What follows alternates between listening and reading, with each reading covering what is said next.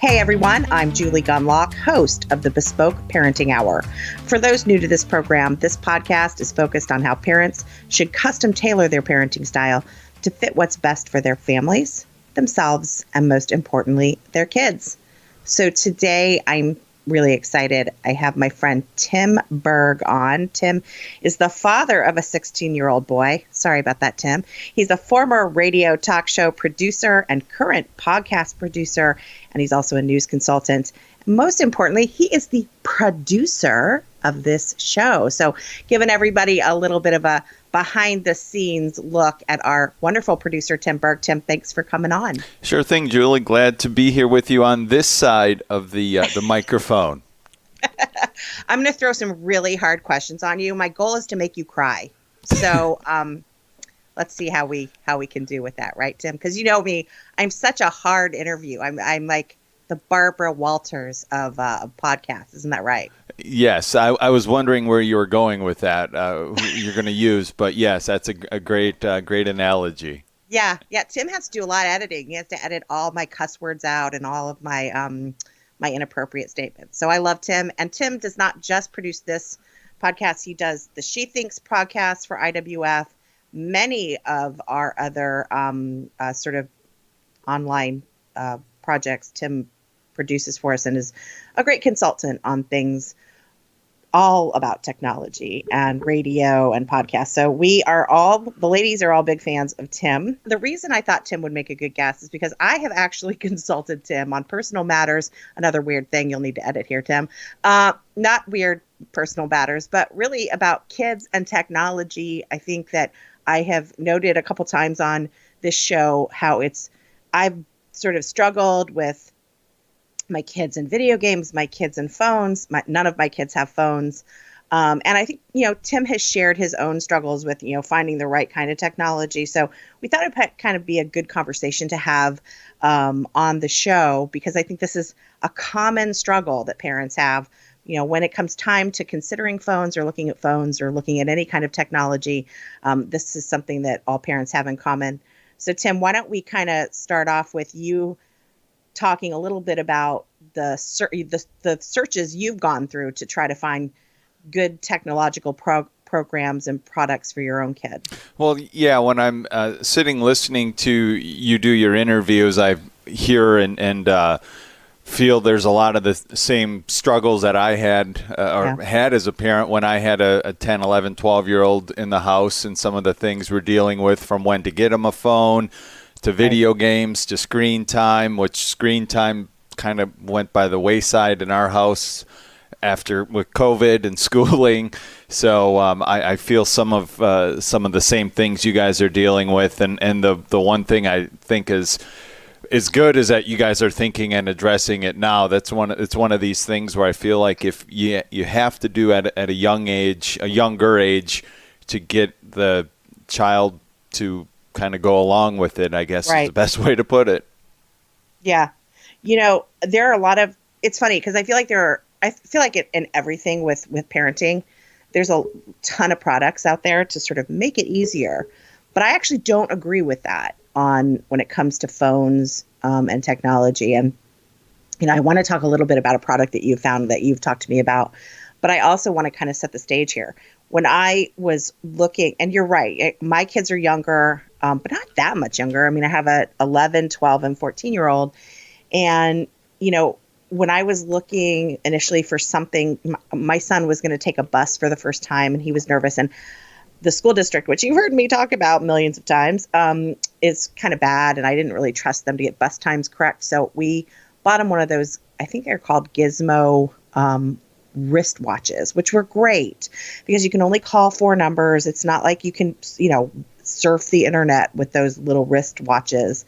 And that was perfect. But it did frustrate me that there was almost nothing besides that in terms of like a smartphone or a phone that didn't have like full data plans. And so, I remember talking to you about that and getting kind of frustrated with, it's like all or nothing, except for these wrist phones. So like, have you found, like, as now I assume your 16-year-old has a phone.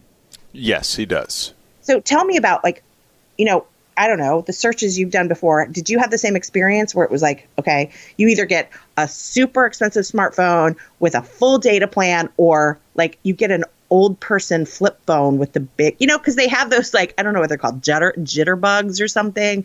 Like they have these phones that are flip phones that are made for like very old people. And my husband and I considered getting one of those, but we ended up with the flip phone, or I'm sorry, with the wrist phone, which again, it offers almost nothing. So it's either like everything under the sun or nothing. What was your experience? So we went through the same struggles, it sounds like. So we started initially with a flip phone, and it was just your very basic phone that you could not do much except call or text us or text grandma, text your, that sort of phone. And then, so that lasted, that suffices for a while. And then as he gets older, and inevitably there's that one friend who has a new phone. And then it eventually transitioned into a hand-me-down phone, like you're saying. Right. So it wasn't the iPhone 10, it was the iPhone 6. Right. And then now it's transitioned to, I think actually, honestly, he still may only have a 7. He still doesn't have the most, the latest and greatest phone, which he kind of... Oh, you child abuser. How could you? Right. Well, now he's actually where he's earning money. He has a part-time job. And so I've said, put the bug in his ear. He's very frugal on some things, but others he isn't. And I've put that bug in his ear that if he wants to upgrade his phone, that's on him, but he'll be paying the extra upgrade or paying for the phone, however he wants to do that. And apparently the iPhone 7 seems to still be good enough and covering all his bases for the time being.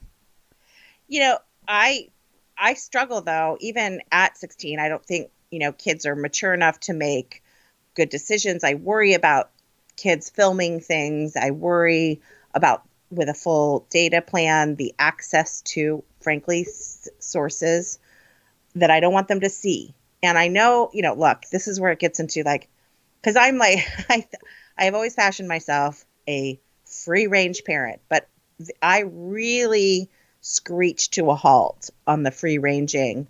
And I think most free rangers, think more in terms of physical freedom to go to the playground or ride your bike wherever you want to go, or, go to the, the ice cream shop down the road, or, do some small errands for mom.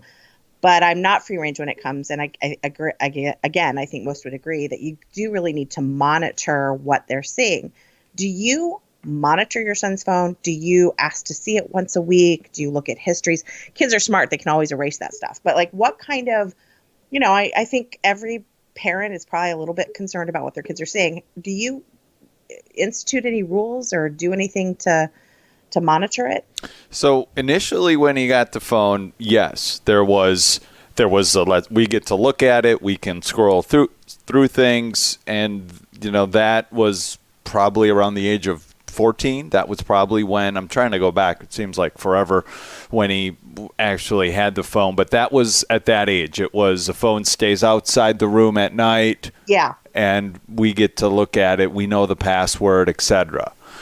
It is and then we get to be a little bit older. He gets to be a little bit older, gain some trust. And so then what we said was, okay, we're going to install. I started doing some research and found some monitoring systems out there for you, some things that'll monitor his technology, what he's looking at, seeing. And we came across an app that we can download called Bark, B-A-R-K. And full disclosure, there's no financial interest for me to mention them. They were just the one we chose. So all the examples. Full disclosure, there's none here either. I don't even know what Bark is, and I'm glad you're going to explain it to me, because I'm going to instantly download it. But zero. And I want to talk about other things, but we should be very clear. We have no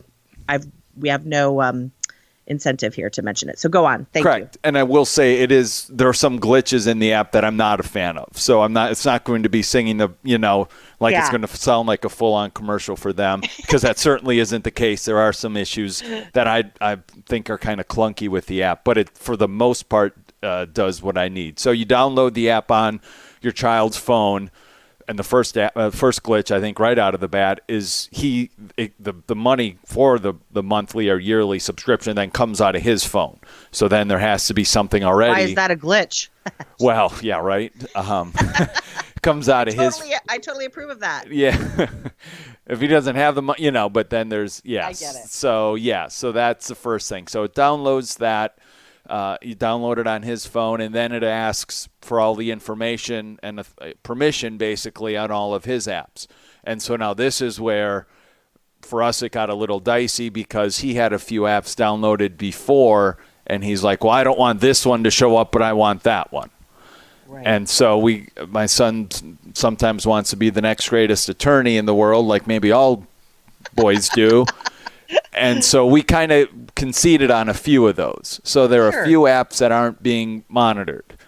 But the main ones we want, for us, the main ones were like his text communication. So we see all the text communications. And that's really the main one.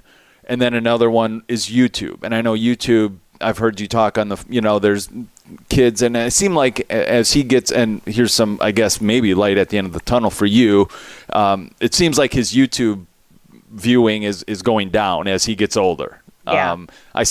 And then I'll still get some alerts, some stuff he must have signed up for as a younger teen or preteen.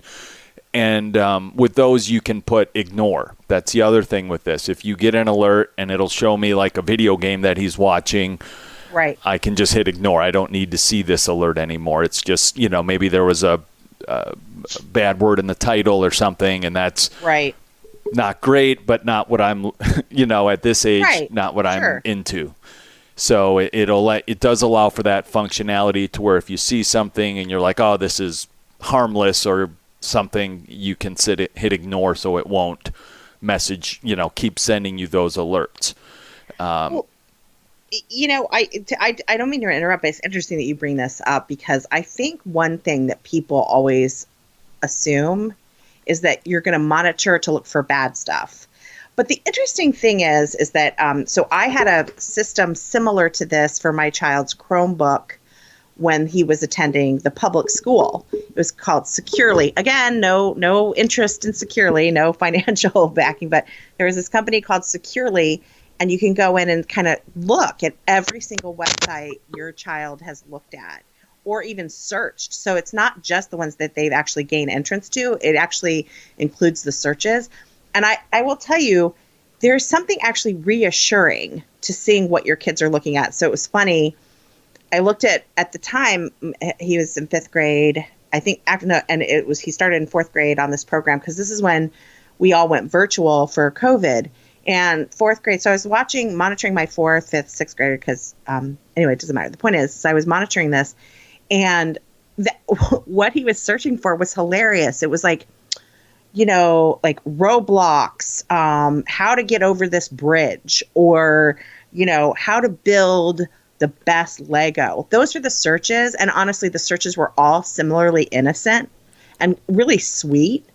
And so it was interesting. It actually gave me, so I think for some parents, like, you need to look at these, at like Bark or Securely or some of these things is not just like, I'm trying to root out any bad stuff they might be looking at. It will give you peace of mind.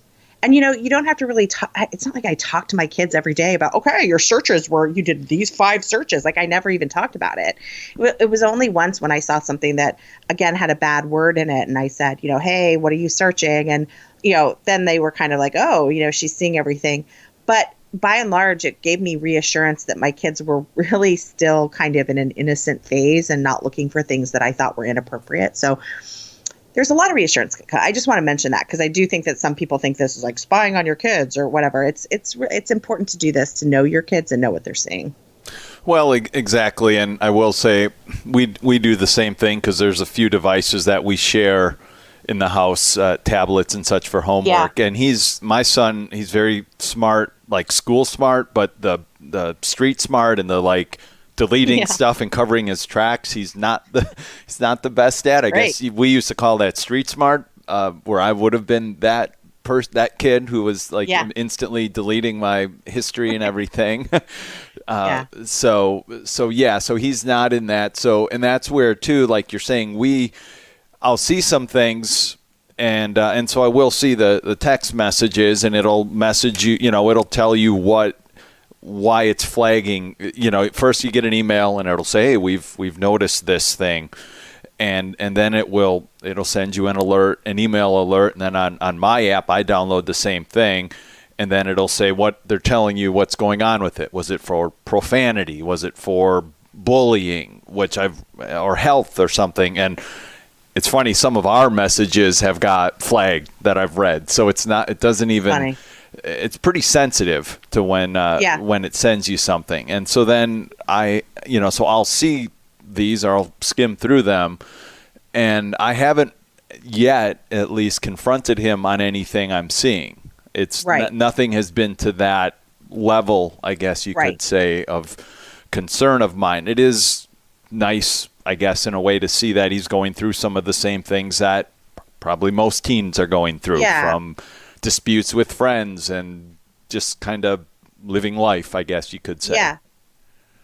I think too, this is a really important time for parents to be more involved in their children's lives, but also their hidden lives and the lives that they don't share with their parents, because we know that because of COVID-19, of course, I'm not suggesting this of my children or your children, but just in general, Tim, we know because of COVID-19, kids we have much higher rates of suicide, self-harm, psychological problems, depression, anxiety, etc. Loneliness, deep loneliness and isolation.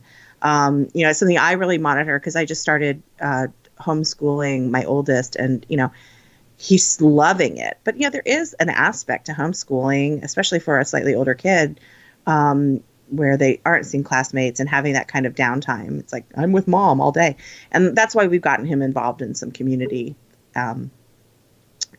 things that put him in touch with other kids that he really enjoys. But the point is that because of COVID-19, you really do have to monitor your kids a little bit more. And I am not one of those people who believes kids have privacy. You're in my house. I'm paying for your food. I'm paying for your housing, all this stuff. I don't believe in that kids have any kind of privacy. And I don't think that, I'm not saying that okay, I'm taking the hinges off the bathroom doors, or I'm taking the hinges off their bedroom doors. I do give them some measure of privacy, of course. But the whole idea of kids have a right to complete privacy and that kind of stuff is kind of silliness. It's obviously, that's a fringe position in parenting groups. But I actually think that it is a very core parental role to do this. I'll just tell a very quick story here. I have a neighbor, and I knew them from school pickup, and we were sort of friendly in the kind of walking the dogs, pause for a few minutes, have a conversation.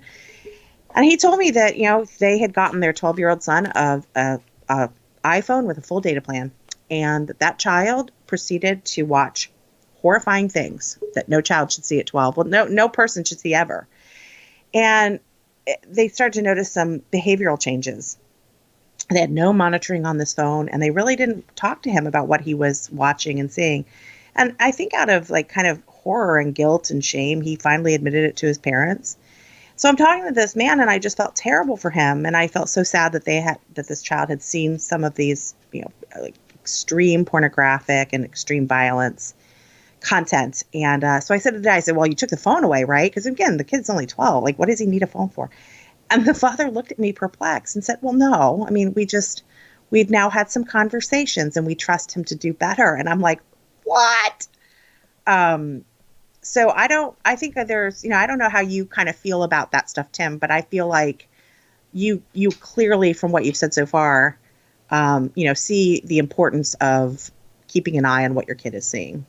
Well, exactly. And I also don't mind sharing that he sees a counselor once, every couple weeks, or, it's a little less frequent than what it had been, but, once or twice a month. And the counselor will even chat with us, for a few minutes at the beginning. And one of the things he said within the last year really stuck with me, that at the age our son is in, we're more training him to be an adult. And of course, we still have rules and regulations, but it's preparing him for his adult life, as opposed to when you have that younger child, that 10, 11, 12, 13-year-old, where it's the rules, the regulations, etc. We still do have house rules and everything, obviously, but it's a different set of consequences and a different expectation as he's now is, like I mentioned, working and beginning to do some more adult things. He has his driver's license. He has a car.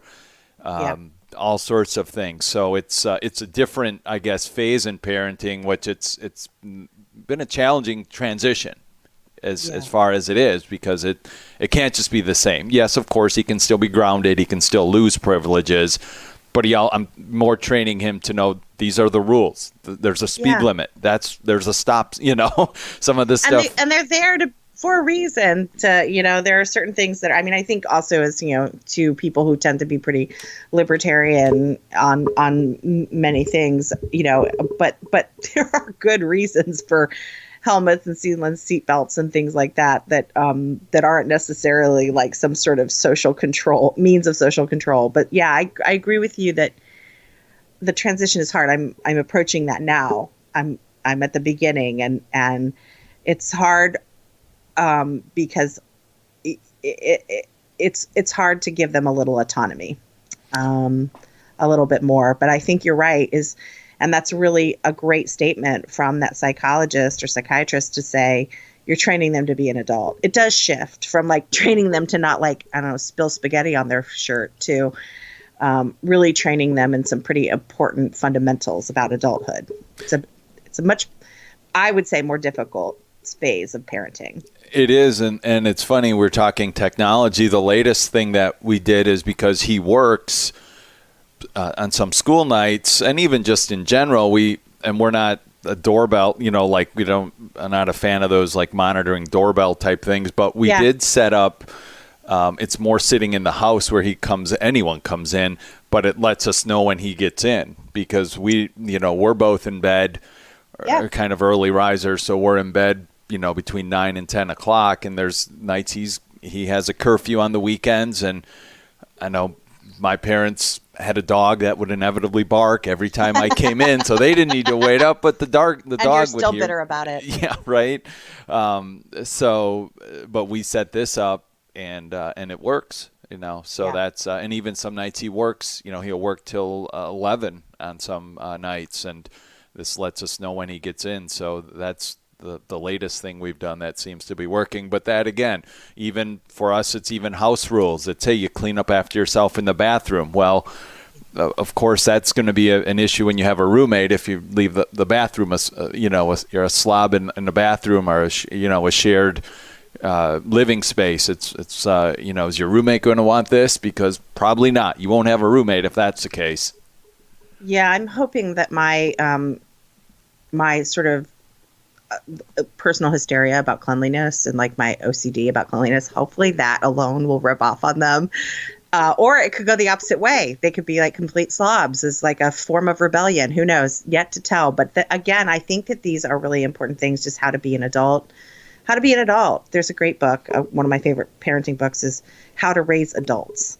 It's by Julie Lythcott-Haims, and she actually in the back offers some like checklists of things that you should be teaching your children, because she was the dean of a college and she would meet these kids, and she said that over the decades as she had met them, she met them, I don't know, I don't remember exactly the year she became the dean of the student, but like over 20 years of working in this college, they started out very confident, able to have a conversation, shake hands, make eye contact, and then able to care for themselves once they got in the dorms, to today where she said, kids are having like major breakdowns and massive anxiety attacks because they at the college and they're like, I don't know how to do my laundry. I don't know how to spend money. I don't know how to do anything. What she was basically realizing is that parents are doing so much for kids.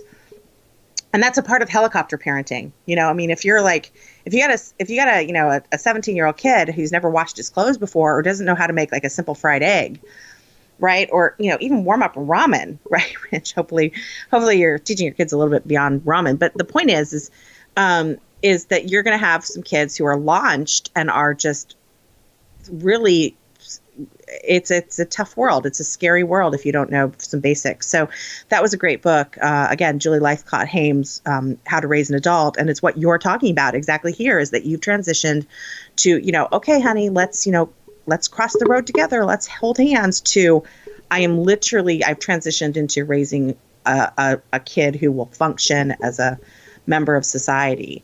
And again, that's just very weighty. But there is this transition period, and this is what Tim and I are talking about here, is this transition period here where they're not fully capable of making all these great decisions, and you still have to make sure they make it into, they make it into their bed at night, or, that they're sticking with the curfew, that kind of stuff. And these technologies help. And I think this is really great because, as much as well as running this podcast or recording this podcast, I also run a program at IWF called the Center for Progress and Innovation, where I talk about innovative products and how they make life easier. And I think this is particularly true for parents. This is one of this whole sort of area of innovation and sort of tracking. I hate the word tracking, but sort of monitoring really, and tracking and keeping up to date on what your kids are seeing. This makes parenting easier, ultimately. I mean, being able to be notified when your kid walks through the door and not have to get out of bed, that's kind of nice. So I'm glad you mentioned these things. Yeah, it certainly is. And the other thing, like you mentioned, the wash, that's a struggle. Where I think he can do it on his own, but it's one of these where as long as you have mom and dad around, I'm still going to ask you guys to help with that. So that is next on the agenda. And one of those things. And you're right, it is a different transition. We're also going through that transition of, the chores. He at 12, 13, he had chores. Well, as he's older, his chores are changing. Now they may involve going and picking up groceries. We order groceries, go pick them up. They may involve some, stuff like that has been a challenge for us. And we're dealing with an allowance. Like I mentioned, he's working, so he's actually making a decent amount of money. Yeah. And it's like, okay, well, we're not just going to give you your $400 check and say, go, have at it. He still has an allowance. And even that, can be something where we think about, well, what about when he's, he'll be 18 and he'll be, it'll be legally his account at that point. How will that work? But that's where we just have to trust that we raised him right, that he won't go and spend it. I'm trying to get the kids interested in this kind of a project of mine. I'm trying to get my kids interested a little bit in investing, sort of at a young age, because I thought, okay, so one of my sons, he's hilarious, and it's so amazing because they're so different. One of them, you give 25 cents, he's off to the candy store. Like he can't even hold on to a buck. And then the other one is kind of moderate. He kind of saves a little bit, but he often will go on these, he'll go to a pizza shop and buy pizzas, or he'll go get ice cream or something, or just spend it on something that he wants. And then I have a hoarder, a complete money hoarder, who literally has been saving his money since he started getting allowance, and he has a ton of money. And so I've been trying to say, let's think about maybe, buying one stock, or buying, let's think about what we can do with it. And I feel like there's all these little strategies. I know many parents don't have time to do this, but there are these strategies that can maybe help them appreciate money a little bit more. And so that when they hit 18 and you can no longer control this stuff, that maybe they'll have a sense of what that means. I think too, you mentioned the one thing that's hard for me to let go is the constant reminders. You mentioned you're teaching them these different things, or hoping he has more independence. That's been hard for me. I every morning, go brush your teeth. I'm hoping these things become habits without my reminders. And I think that's another transition for me, is imparting to them how important it is that they do this stuff on their own, not with the help of mom and dad.